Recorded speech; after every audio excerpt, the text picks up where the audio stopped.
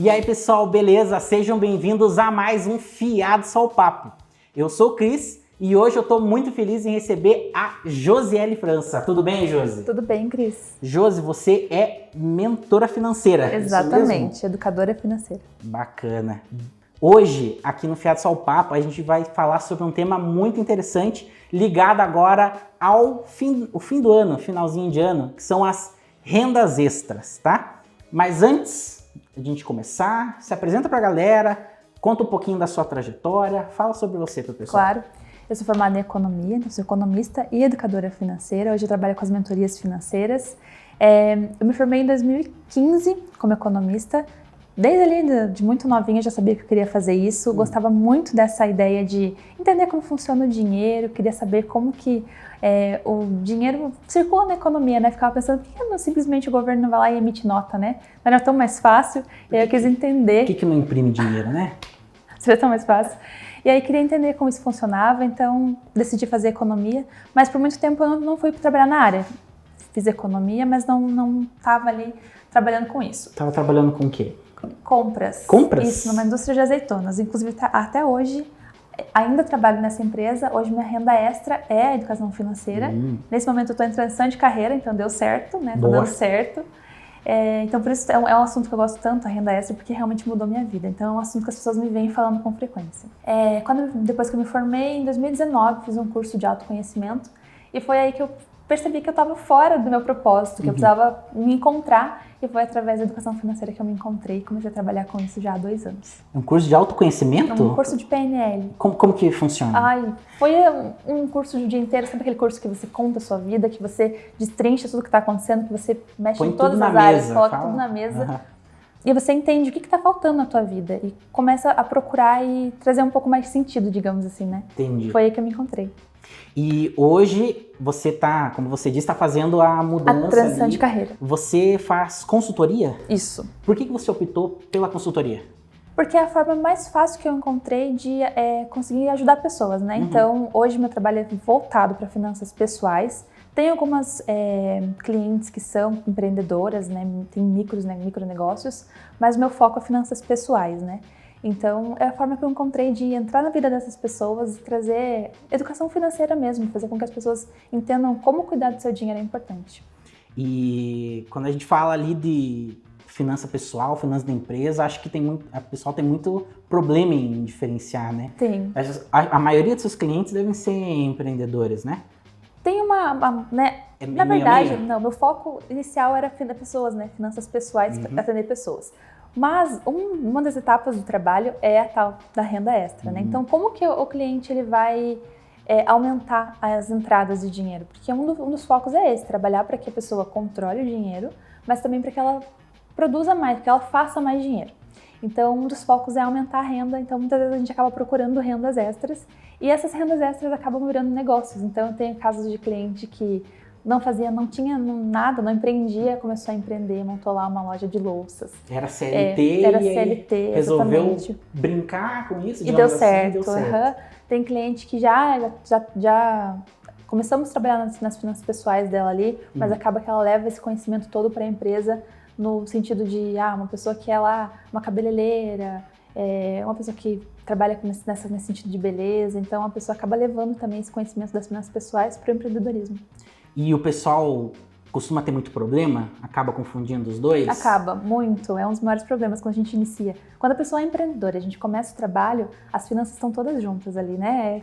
Tudo junto e misturado, digamos assim, né? É porque eu acredito que quando a pessoa está começando, ela não saiba diferenciar, exatamente, né? Cris, é muito importante. Para ela é tudo a mesma coisa e ela acha que não tem problema, né? Exatamente. Vou pagar uma conta de luz aqui, pessoal, com o dinheiro que eu recebi. O dinheiro que acabou de entrar no meu caixa aqui, uma cabeleireira, né? Fiz uma escova aqui, já vou dar para meu filho comprar um pão e já tá tudo junto e misturado. Qual que é o problema? A pessoa ela não sabe como que o negócio dela tá funcionando. Então, vamos supor que você seja lá o empreendedor. Cris, quanto você está faturando? Quanto o teu negócio está tendo de lucro? Você não sabe.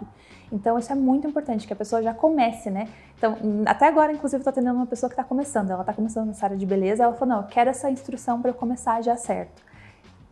O mais importante é você dividir renda pessoa física e pessoa jurídica.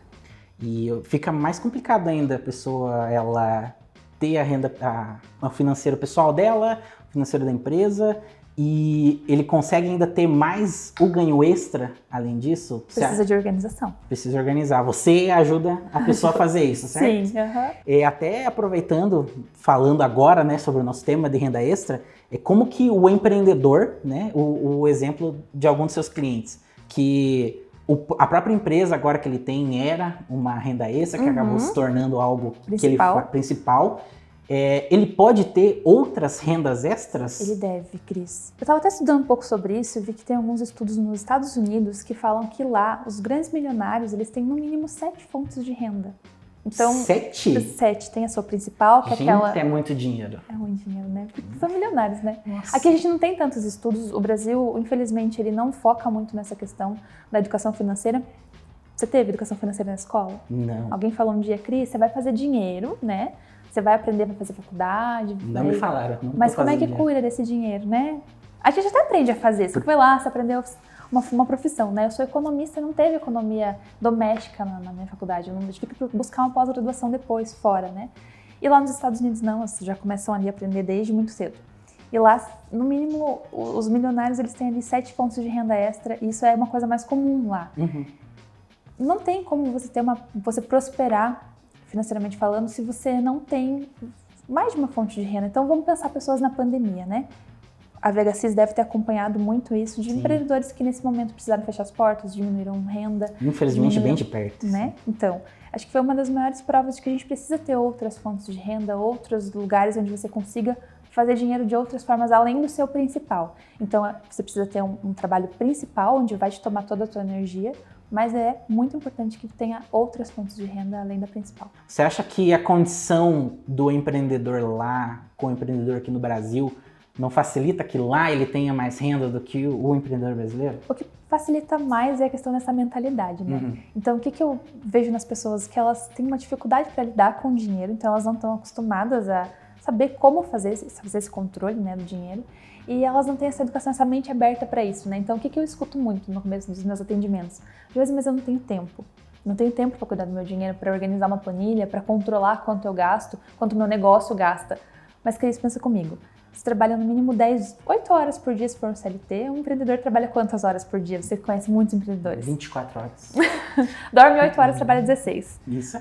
Como que você vai trabalhar 16 horas por dia e não vai tirar 30 minutos do teu dia para cuidar desse dinheiro que você fez? Vai deixar o dinheiro assim. Então não tem explicação. A gente precisa mudar essa mentalidade de que também é importante dedicar um tempo, assim como é importante um tempo para cuidar da saúde, né, que a gente sabe, é importante dedicar esse tempo para cuidar do dinheiro também, da saúde do dinheiro. Começa então na mentalidade. Na mentalidade. Porque por eles já começarem muito cedo, então o que facilita isso? Mas será que as oportunidades lá não são maiores? Ou você acha que o motivo principal é a mentalidade? Eu acredito que a mentalidade, oportunidades existem. A gente sabe que enquanto, né, muitos estão passando ali por problemas, outros estão vendendo lenço, né? A gente conhece muito bem esse lado da história. Então, é mais o empreendedor querer buscar atrás, identificar algo, ver talvez algo, até fazendo uma live recentemente, e a gente estava recebendo comentário de gente que começou empreendendo um produto que não tinha onde a pessoa morava, e ela abriu um negócio só para vender aquilo. E deu certo. Deu muito certo. Então, eu realmente concordo com você. É mais a questão da mentalidade. A pessoa querer começar para daí sim poder ir a algum lugar. Claro que não são todos os americanos que têm 7 fontes de renda extra. Os milionários, né? Mas a gente precisa se inspirar nessas pessoas, né? Se deram certo. E a gente aqui nos bastidores até recebeu uma pergunta para a Josi. Né? A Josi, o seu foco é a mentoria pessoal, certo? E a gente recebeu a pergunta basicamente se você nota a diferença entre o empreendedor e a pessoa que trabalha com CLT. Você vê essa diferença? Bastante. No controle financeiro dos dois? A pessoa que tem ali uma fonte de renda, um trabalho CLT, por exemplo, ela vai ter menos trabalho de fazer esse controle, né? Então vai ter as entradas, as saídas, as despesas fixas do mês, 2 vezes no mês ali, pagamento e vale normalmente, né? Então vai ter esses fluxos e as saídas ali do dia a dia.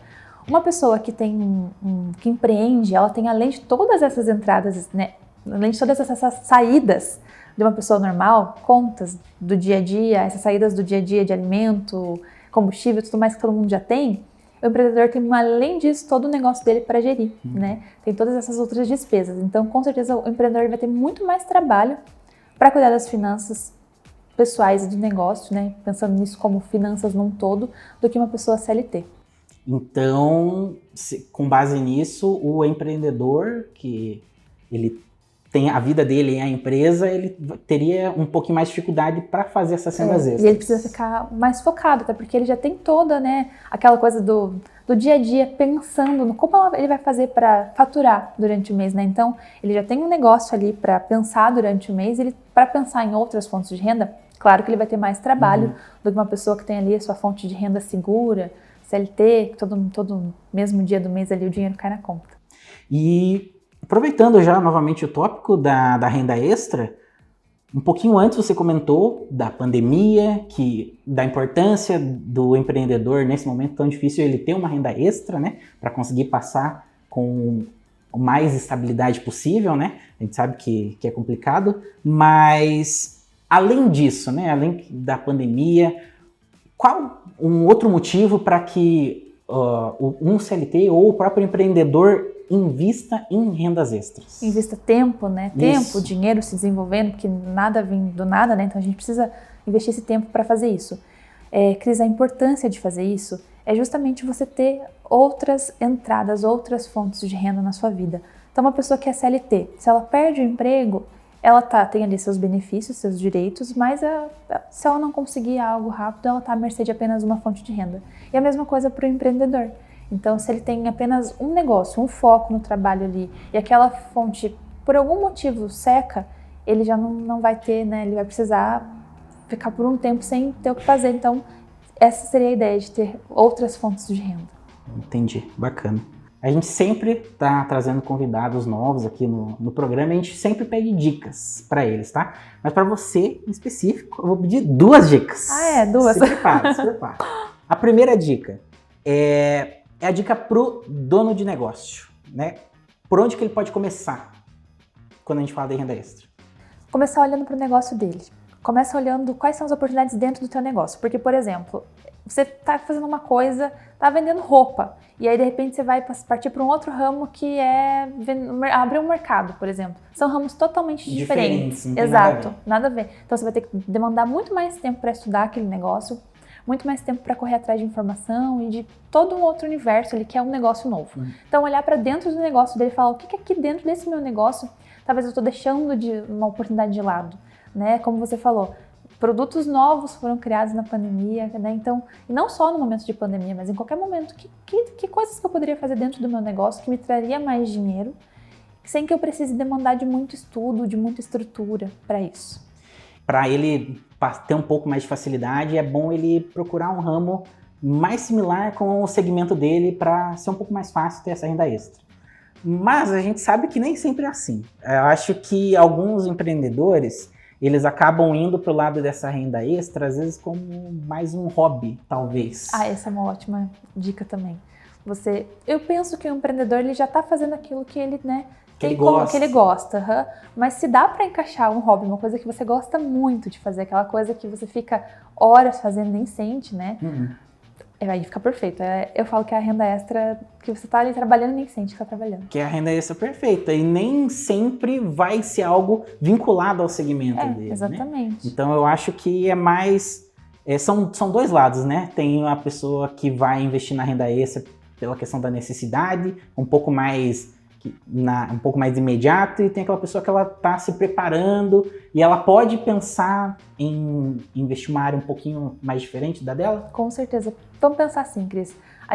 Quando a gente fala de renda extra, a gente fala de trabalho extra também, né? E a pessoa meus clientes já ficam, renda extra, vou ter que fazer alguma coisa a mais do que eu já faço. Porque você escuta renda extra, mas é trabalho extra também. Trabalho extra, exatamente. Mas isso pode, sim, estar ligado àquilo que você gosta. Uma coisa que me veio na cabeça. Uma pessoa que gosta de surfar. Claro que a gente aqui em Curitiba não tem, né? São José dos Pinhais não tem praia, por exemplo. Mas uma pessoa hoje tá um calor. Que ama surfar, né? Ela pode ter uma renda extra dando aulas de surf.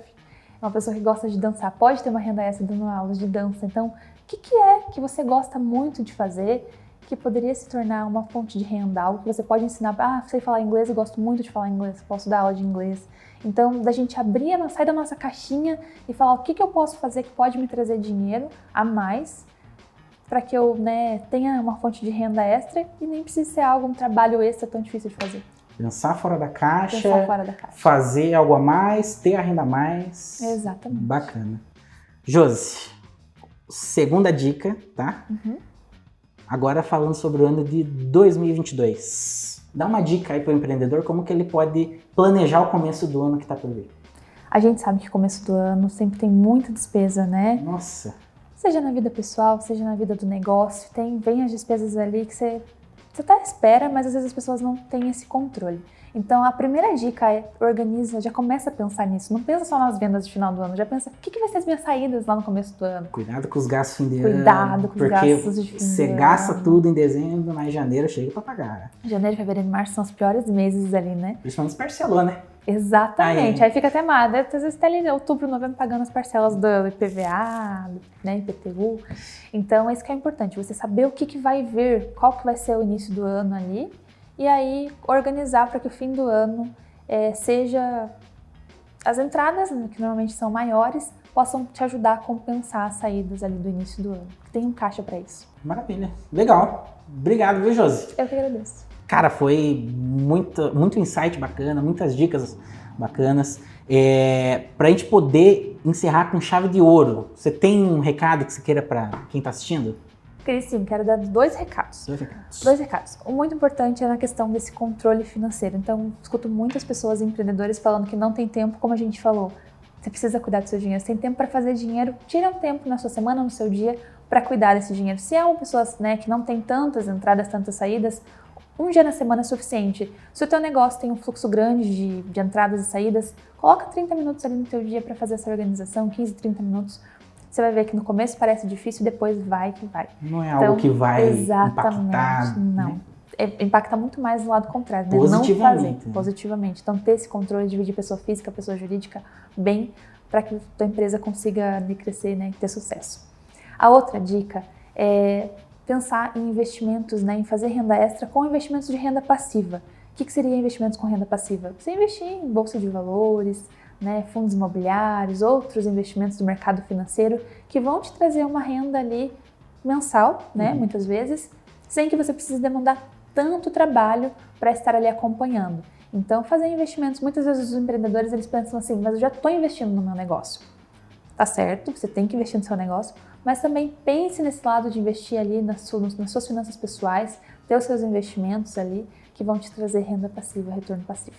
Tem um cuidado consigo mesmo também, né? Exatamente. Beleza.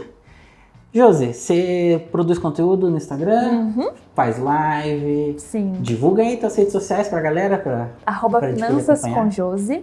Finanças com Josi. Isso. Acompanha lá, tem conteúdo quase que diário ali. Ah, legal. Josi, mais uma vez, muito obrigado pela sua participação aqui. Eu que agradeço. E, pessoal que assistiu, agradeço muito para quem ficou até o final. Se você quiser deixar algum comentário aqui no vídeo também, deixe seu comentário, faz alguma pergunta para a Josi, tá? Segue ela também nas redes sociais, segue a gente também nas redes sociais, a gente também está produzindo conteúdo. Se inscreve aqui no canal, deixa o like se você gostou do conteúdo. E eu fico por aqui, pessoal. Um abraço. Tchau, tchau. Tchau, tchau.